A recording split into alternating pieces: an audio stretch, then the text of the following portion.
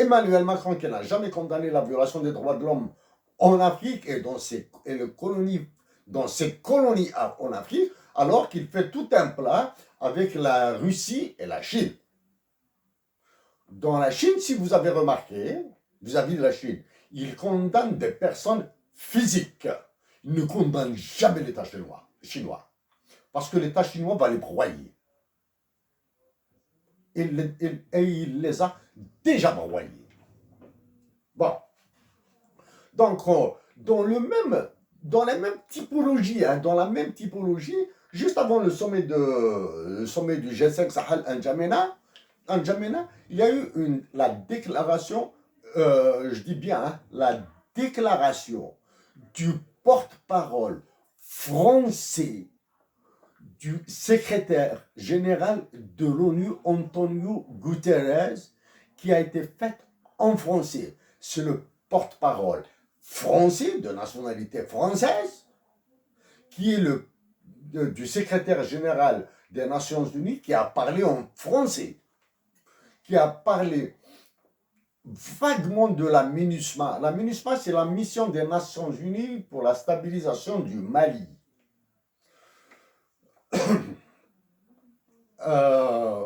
Pour l'histoire de MINUSMA, peacekeeping, peacebuilding, peacemaking, je les connais beaucoup plus en anglais qu'en français, là, mais vous allez trouver dans une explication des actions de Hussein Ahmed à l'international la signification de tous ces concepts et comment il est difficile de les imbriquer juridiquement, économiquement et financièrement.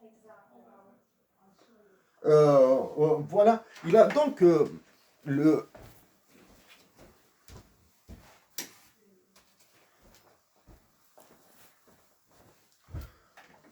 porte-parole français du secrétaire général des Nations Unies a parlé en français et il a fait la jonction approximative entre la MINUSMA et les forces du G5 Sahel en parlant de la force intégrée.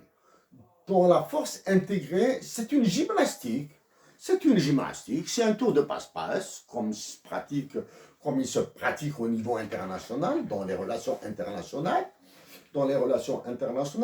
pour contourner l'actuel blocage du Conseil de sécurité de l'ONU. Donc, quand on fait, c'est un sujet que j'ai traité, que vous pouvez voir dans une explication et dans un texte qui est publié. Après, je vais vous mettre des liens sur ma page Facebook et bien sûr, je vais bombarder comme d'habitude l'Union africaine, l'UNOA et tout ça, la BCAO, etc. Donc, un amalgame, condamnation des droits de l'homme, de la violation des droits de l'homme en Algérie. Est-ce que vous avez entendu parler de la condamnation de la violation des droits de l'homme dans tous les autres pays colonisés par la France ou bien plus simplement par tous les pays qui utilisent le franc CFA? Le président Emmanuel Macron, dans ses propres mots, il les appelle ses amis.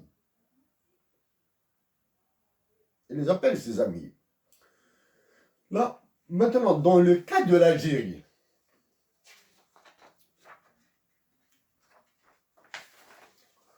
donc, ces derniers jours, vous voyez la corrélation, plutôt pas la corrélation, la causalité entre certaines condamnations par l'Union européenne et les bénéfices qu'elle tire dans la sauvage prédation de l'Algérie et de toutes les colonies françaises en Afrique. Bon. Donc, avec le processus. Maintenant, les conflits et paix en Afrique. Conflits et paix, c'est un titre qui doit vous penser au chapitre 6 et 7 de la Charte des Nations Unies, qui sont plus connus sous le nom de paix et sécurité. Paix et sécurité. Là, c'est un peu plus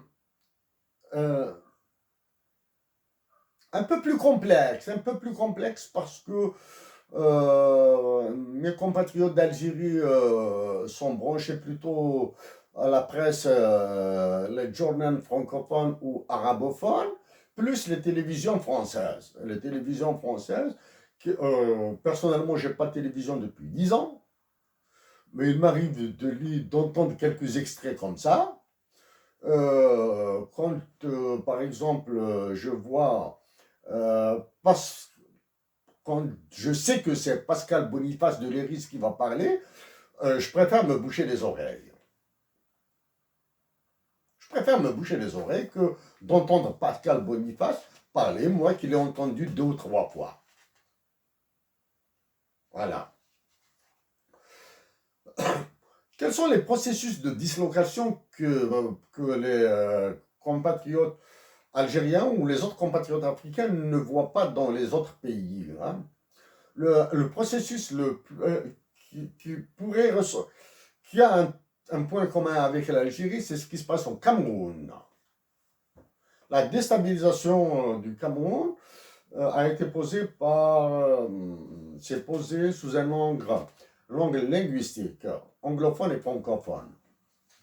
Les anglophones ne veulent parler qu'en anglais, étudier en anglais, et veulent prendre leur indépendance du Cameroun. Ils veulent un Cameroun anglophone. Voilà. Le Nigeria, c'est beaucoup plus complexe encore, beaucoup plus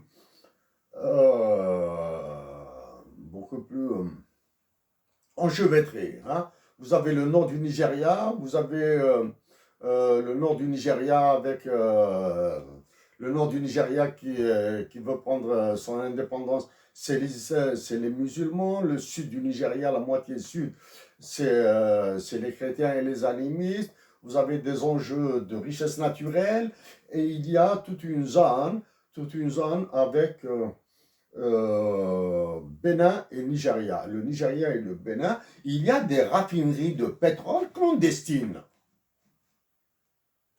Voilà, le Nigeria. Le Soudan, ben, c'est tout, du moins, vous êtes tous au courant qu'elle a été explosée en deux pays, et il ne finit pas encore de trinquer, même s'il a été explosé en 2 pays, même si les 2 pays sont reconnus internationalement, etc. Ce qui se passe, c'est que dans le Soudan, dans la partie nord, le Soudan du Nord, là, vous avez l'ancien ministre des Finances de l'économie de la France, l'ancien directeur général du FMI, Dominique Strauss-Kahn, qui se reconvertit en investisseur dans les banques au Soudan. Voilà. Ça, c'est pour vous dire un petit peu comment ça joue. Et c'est pas terminé au Soudan, là, hein. Soudan, la Libye, ils peuvent pérorer, les politiques peuvent pérorer jusqu'à l'an 10 000. Le processus de partition, de la partition de la Libye est lancé. Il peut rester comme ça, en état végétatif, en dormance, pendant 10-15 ans, comme le cas du Soudan. Le cas du Soudan, la partition, elle a duré une trentaine d'années. Le processus de partition a duré une trentaine d'années. La Libye, l'Est, l'Ouest et le Sud, c'est acté. La France a officiellement lancé la partition du Mali en nord et sud. C'est pour cette raison qu'à la fin du document, nous avons parlé de la préparation de camps de réfugiés, dans les oasis du désert commun à l'Algérie, au Mali, au Niger, conforme. Ici, j'ai une version incomplète, hein, il manque 2 ou 3 phrases.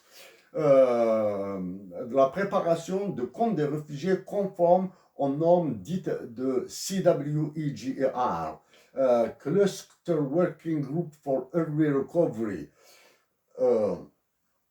Early Recovery, c'est relèvement précoce. C'est-à-dire relever un pays de manière rapide. Groupe, c'est le groupe de travail, groupe sur le relèvement précoce. Et Cluster Working Group, c'est le groupe de travail sur le cluster du relèvement précoce. Hein. CWEIA, Cluster Working Group for Early Recovery, ce sont des normes définies défini par un think tank anglais, hein, London, qui a été bien sûr adopté par l'ONU. Les exemples les plus connus sont, du moins sur lesquels j'ai travaillé, c'est plutôt en Palestine, hein, Gaza et Bethléem. Gaza, je suis sûr, la deuxième ville, je ne sais plus, je ne suis pas sûr si c'est Bethléem, Bethléem. Dans un programme, c'est le PNUD, le programme des Nations Unies pour le développement. Dans une autre ville, c'est Oxfam, qui a travaillé sur le relèvement précoce. Bon, maintenant, le cas, dans le paragraphe, la dislocation et soumission des États africains, le cas de l'Algérie. La réaction des populations de mes compatriotes de la vallée de la Soumam, de Béjaïa, Kharata, et la réaction de la Haute-Kabylie, la région de Tizi Ouzou, mérite respect et un chapeau bas. Je pense qu'elles ont compris le pourquoi elles ont été mises en ébullition à un certain temps. Donc, je le dis et je le répète. C'est en 2017 que je devais donner un cours sur ces histoires de déstabilisation, etc. Ici, du moins, une conférence à Montréal sur la déstabilisation des pays africains. Égypte, Tunisie, Maroc, etc. Et c'est en 2017, moi qui ai pris le cours à l'Université de Montréal en 2011 sur les printemps arabes, sur les horreurs, l'horreur qui attendait les pays arabes. C'est un truc que nous avons étudié en cours, magistralement, etc. Bien sûr, dans cette lettre, qu'on appelle plutôt basée sur une analyse positive. C'est-à-dire une analyse positive, c'est-à-dire on prend des faits et on les réplique. On dit, voilà, voici ce qui se fait, voilà ce qui doit se faire. Ce n'est pas une analyse normative ou théorique. Une analyse normative, elle demandera un livre de 800 pages. Donc, la déstabilisation de l'Algérie, elle a subi le processus inverse à l'Égypte et à la Tunisie. Pour l'Algérie, il y a eu une première modification de la Constitution, il y a eu une deuxième modification de la Constitution. Je me suis adressé à des agitateurs algériens. Bien sûr, ils se reconnaîtront. Je les défie de me répondre. Mais maintenant, chapeau bas à mes compatriotes algériens qui doivent être je l'ai dit dans cette lettre, qui doivent être l'exemple pour les autres nations africaines qui sont soumises aux mêmes pressions. Mes compatriotes algériens qui sont en train de résister dans la dignité, dans cette bravoure. Chapeau bas. Je sais que nous souffrons tous. Mais j'espère venir le plus tôt possible en Algérie pour expliquer publiquement ça. Donc, actuellement, même si l'État algérien, les journaux algériens n'en parlent pas, la guerre Algérie, Mali et Niger est lancée. Et elle est là. Et chapeau bas aux soldats algériens avec qui toute l'Algérie doit être solidaire, qui sont en train de souffrir aux frontières. C'est pour cette raison que les Algériens doivent continuer à les aider, à se sacrifier pour eux et à leur dire leurs amours.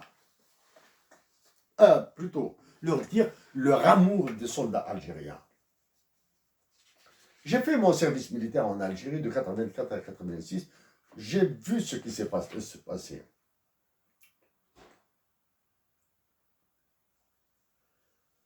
Maintenant, dans le chapitre l'Union africaine, l'économie et la monnaie. Bien sûr, on ne pourra pas aller dans une lettre de 4 pages. De 4 pages dans tous les détails. Dans le détail. En 2013, ça concerne directement l'Algérie. Parce qu'il y a une grosse pression sur l'Algérie, une menace sur l'Algérie qui pourrait être transformée en opportunité avec un peu d'intelligence. Un peu d'intelligence. Bien sûr, je vais continuer à aider ma patrie. Parce qu'actuellement, que ce soit au niveau de l'état-major de l'armée ou de la présidence, il y a trop d'incompétents. On ne règle pas une solution à un problème hyper complexe après avoir dormi une nuit.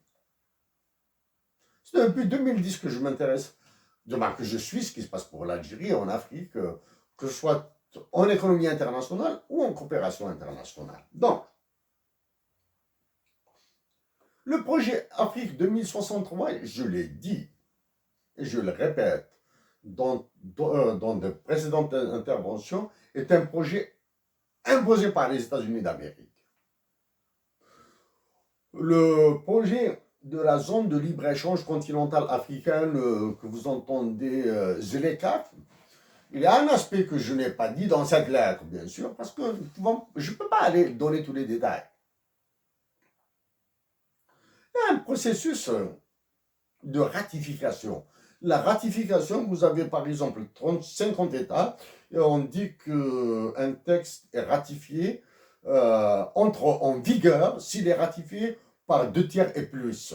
Actuellement, la ZLECAf est ratifiée, je pense, par 2 ou 3 États. Donc, pour entrer en vigueur, il faudra encore. Mais ça, ils vont imposer l'accélération de la ratification. Et quand l'Algérie ratifie, les autres vont suivre. Hein, parce que l'Algérie est vraiment le gros morceau. Hein. Il est vraiment ça remonte à l'histoire des années 40, hein, au moins ça, des années 40 avec la France. Et les années 50 et le travail qu'a fait essentiellement Hossein Hamed et Abdel Ramda.